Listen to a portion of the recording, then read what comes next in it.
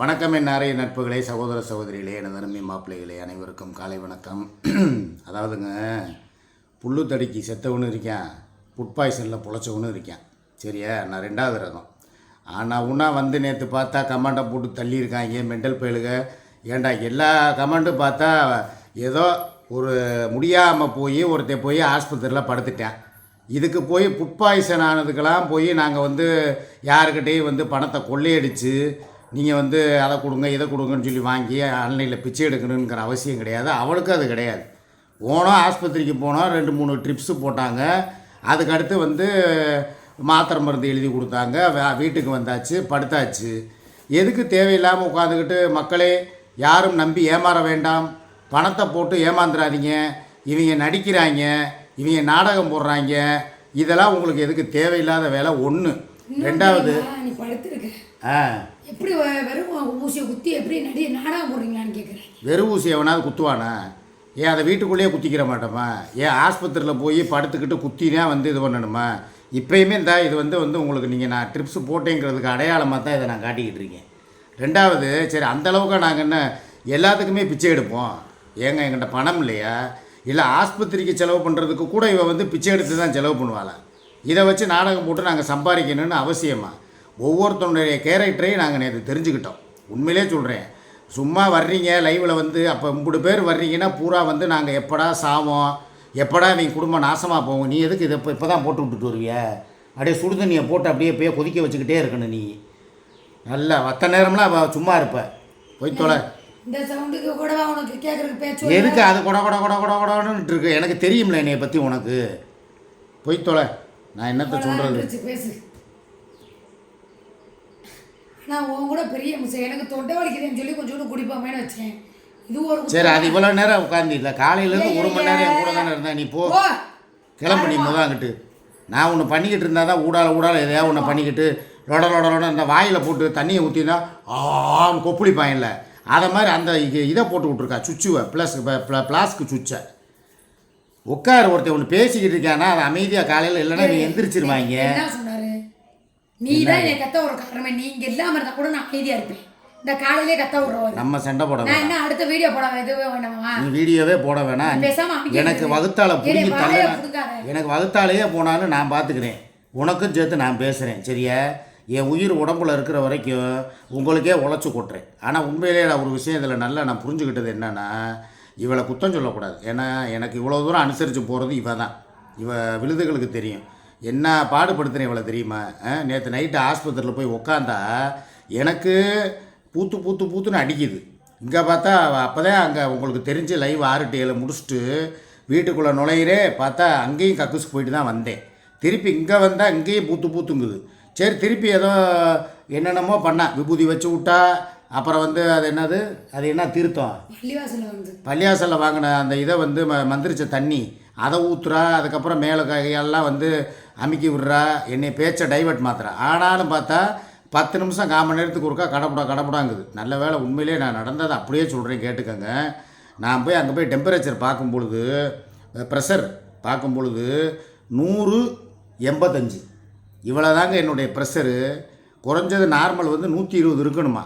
எனக்கு வந்து இறங்கிட்டே போகுது. நல்ல வேலை அந்த டயத்துக்கு வாப்பா போகலாம் அப்படின்னு சொல்லி என்னை கூப்பிட்டதுனால கரெக்டாக நாங்கள் டயத்துக்கு போய் உண்மையிலே சொல்கிறேன், அந்த இடத்துல ஒரு 3-4 ட்ரிப்ஸ் ஏற்றலைன்னா என் உடம்பு நேரம் வந்து நைட்டே சொங்கி மாதிரி ஆகிட்டேன். அப்படியே உடம்பெல்லாம் வத்தி போய் நீ போட்டு என்ன பாடுபடுத்துனேன். யாரை கேட்டு குளுக்கோஸ் போடுறேங்கிற, இப்படியெல்லாம் நான் பொறுமையாக படுத்திருக்க முடியாதுங்கிற, அங்கே வந்து கத்துற. நான் தான் டாக்டர்கிட்ட சொல்லி பிடிச்சி திட்டி உன்னை படுறான்னு சொல்லி படுக்க வச்சு 3 பாட்டில் ஏற்றுனேன். செத்துருப்பேன் நேற்றே. இல்லைன்னா நைட்டு அந்த டயத்தில் போய் நம்ம போய் டாக்டரை தேட முடியுமா? ஏதோ ஆண்டவை முன்னியத்தில் நம்ம பொழைச்சோம்.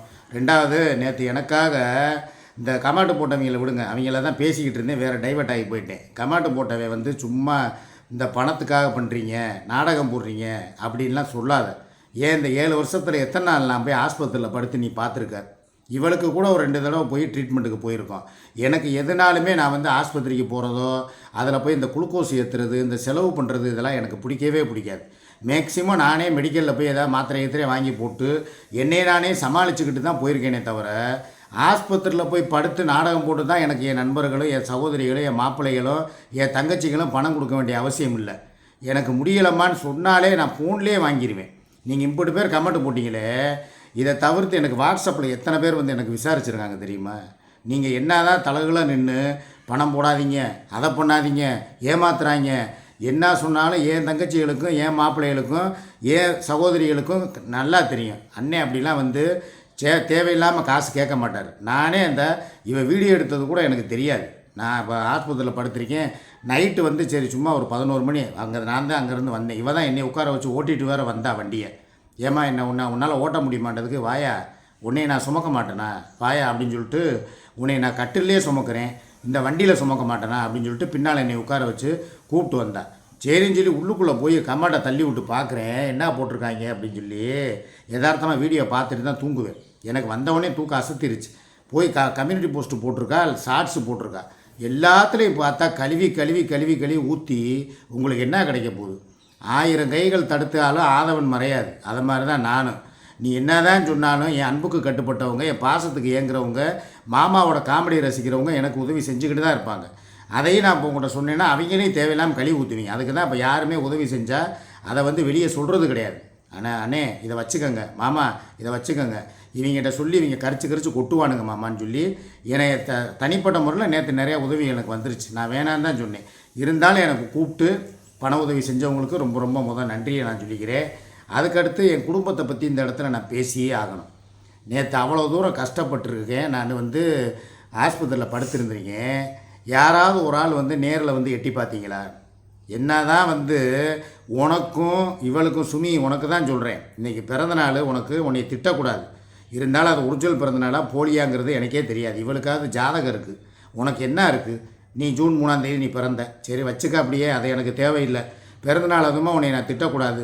சாதாரணமாக சொல்கிறேன், ஒரு புருஷனுக்கு நீ கேட்குறீல, மற்றதுக்கெல்லாம் என்னை எதிர்பார்க்குறீல, ஏசி வாங்கி கொடுக்கணும், மிக்சி வேணுங்கிற, ரிங்கு வேணுங்கிற, இன்னும் துணிமணி வேணும், இன்னும் வீட்டுக்கு கறிமீன் வாங்கி கொடுக்குறது, எல்லாத்துக்கும் என்னை எதிர்பார்க்குறீல.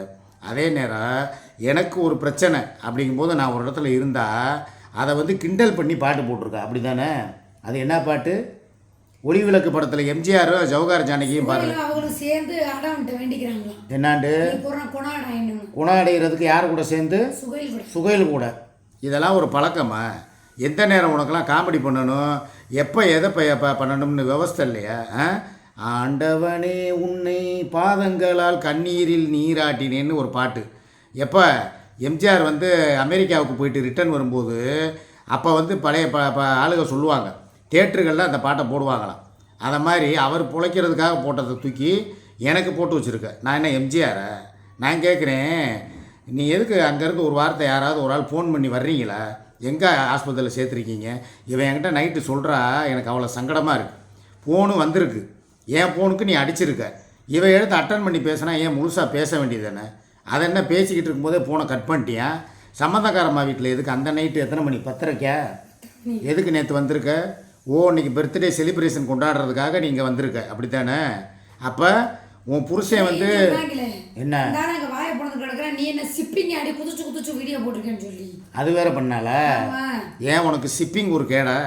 இல்லை நீ சின்ன குழந்தையா? நான் கேட்குறேன், யாராவது இப்போ இவெல்லாம் இந்த நாளைக்கு எனக்கு பிறந்தநாள் கொண்டாட்டமே வேணான்ட்டான், நீ இப்படி இருக்க, உனக்கு உடம்பு சரியில்லை, நீ ஏன் அபாய கட்டத்தை தாண்டாமல் இருக்க? இன்னும் இந்த காலையில் எனக்கு நின்றுச்சு, இந்த இவளுக்கு இன்னும் தொடர்ந்து பாத்ரூம் போய்கிட்டு தான் இருக்குது. காலையில் இந்த என் மாத்திரையை கூட ஒரு செட்டு எடுத்து போடுப்பா, இல்லை உனக்கும் வாப்பா, 2 பேரும் போய் ஒரு ட்ரிப்ஸை போட்டுட்டு எனக்குப்பா போட்ட அதே இன்ஜெக்ஷனையும் நீ போடுப்பா. ஏன்னா 2 பேரும் ஒட்டுக்காக தான் போகிறோம், 2 பேரும் ஒட்டுக்காக தான் சாப்பிட்றோம். எதுனாலும் நாங்கள் 2 பேரும், எனக்கு ஃபுட் பாய்சன் ஆனால் இவளுக்கும் ஆகும். அடக்கி வச்சிருக்கேன்டா, மைண்டை மாற்றி 2 பேருமே போய் படுத்தா நம்மளை யார் பாப்பா? சரி அப்படின்னு சொல்லி, சரி முதல்ல உனக்கு குணமாகணும், நான் கூட தாங்கிக்க வேண்டியது. நேற்று இருந்தா காலைல போனோடனே பாரு எவ்வளோ நேரம் ஆச்சு. ஆமாம், ஒரு மாதிரி உட்காந்துக்கு இப்போ எனக்கு அப்படியே கலக்குது. இல்லை, அவன் முகமே அப்படியே சொடிஞ்சு போச்சு. நேற்று ஏன் மூஞ்சியை பார்த்தீங்களா? ஏதோ 2 குளுக்கோஸ் போட போய் இன்றைக்கி ஓரளவுக்கு பிடிருக்கேன். இல்லைன்னா நேற்று நைட்டெல்லாம் என்னை பார்த்தீங்கன்னா அவ்வளோ தூரம் வந்து உண்மையிலே மாமா டெட் பாடின்னு போட்டாங்க கமெண்டில்.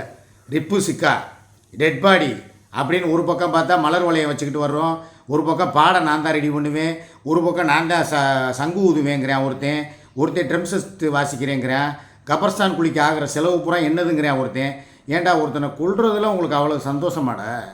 நான் இல்லைன்னா என்னடா பண்ணுவீங்க? சரி அந்த 1 மணி நேரம் வர்றேன், லைவில் உங்களை ஜாலியாக சிரிக்க வைக்கிறேன், மக்களுக்கு ஒரு என்டர்டெயின்மெண்ட்டாக இருக்கேன்.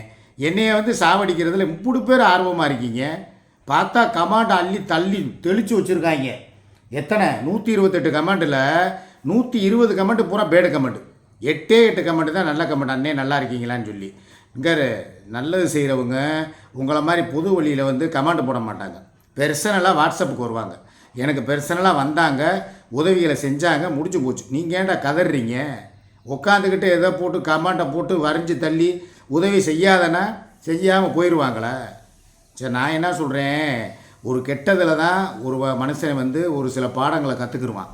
அதை மாதிரி நீங்கள் நேற்று பண்ணின அந்த நைட்டு பண்ண அட்ராசிட்டி, நீங்கள் போட்ட கமெண்ட்னால எவன் நல்லவன் எவன் கெட்டவன், என் குடும்பம் எப்படி, அவங்க என்ன இதில் இருக்காங்க. என் மகன் முதற்கொண்டு நேற்று ஃபோன் பண்ணியிருக்கேன். ஃபோன் பண்ணான்ல, ஃபோன் பண்ணி கேட்டு பண்ணல, நான் தான் பண்ணேன். சரி, அப்பாவுக்கு முடியலடா அப்படின்னா எங்கே இருக்காரு அப்படின்னு கேட்டியா. இங்கே தான்டா இருக்கான், பார்த்துட்டு இருக்கான் அப்படின்னா உங்கள் அம்மா ஃபோன் அடிச்சுக்கிட்டு இருக்கடான்னு. சரி சரி நான் சொல்லிடுறேன் அப்படின்ட்டு வச்சுட்டேன். ஏன் அக்கறை உள்ளவன் வரக்கூடாதா? ஏண்டா உனக்கெல்லாம் எவ்வளோ உதவி பண்ணியிருக்கேன். இது சின்னவனை விடு, அவன் காதுக்கு போயிருக்காது. பெரியவன்ட்ட தானே நீ ஃபோன் பண்ணி சொன்ன. அக்கறை உள்ளவனாக இருந்தால் நேரம் நீ வந்து நேரில் நீ பார்த்துருக்கணும்ல. இல்லை அதுக்கப்புறம் ஒரு ஃபோனாவது போட்டு அவர் நல்லபடியாக வீட்டுக்கு வந்துட்டாரா, இல்லை ஏதாவது கேட்டிருக்கணும்ல. கொஞ்சம் கூட அக்கறை இல்லாமல் என்னடா இப்படி தண்ணி தெளித்து விட்ட மாதிரி இருக்கீங்க. மற்றதுனா மாத்திரம் ஒரு ஒரு வாழ்க்கையில் சிக்கல், ஒரு பணச்சிக்கல்னா மாத்திரம் என்னை தேடி வர்றீங்க. ஏதோ ஒன்று எனக்கு உடல்நிலை சரியில்லாமல் போய் இப்படி படுத்துருக்கும்போது இப்போவே நீங்கள் என்னை இப்படி பார்க்கலன்னா நாளைக்கு நான் பெட்டில் படுத்து ஏதோ ஒன்று ஆச்சுன்னா யார் பாப்பா? நல்லா தெரிஞ்சுக்கிட்டேன். உண்மையிலே சொல்கிறேன். உனக்கு அந்த அவன் யார் எவனோ ஒருத்தன் சொன்னானே, என்ன இருந்தாலும் கடைசி வரைக்கும் அந்த அக்கா தான் உங்களுக்கு அப்படின்ட்டான் தெரியுமா? எவனோ ஒரு ஐடிக்காரங்க நைட்டு கமெண்ட் போட்டிருந்தானே இப்போ இதில். அந்த அளவுக்கு எனக்கு எதுனாலும் இவ தான் நல்லா தெரிஞ்சுக்கிட்டேன். உடனே வந்துடுவாங்க, காசுக்காக தான் அவள் பழகுறா. அதெல்லாம் கிடையவே கிடையாது. உண்மையிலே சொல்கிறேன். நேற்று நைட்லேருந்து இவன் எத்தனை தடவை தெரியுமா எந்திரிச்சு என்னையை பார்த்து நான் தூங்குறேனா, முடிச்சுக்கிட்டு இருக்கேனா, இல்லை பாத்ரூம் போகிறேனா, இல்லை பாத்ரூம் வர்ற மாதிரி இருக்கா சொல்லியா, நானே கூட்டு போய் கக்குசுக்கு விடுறேன், கழுவி விடவான்னு கூட கேட்குறேன். அப்போ அந்த அளவுக்கு ஒருத்தி காசுக்காக பழகிறவ அவ்வளோ தூரம் இறங்கி போக மாட்டான்.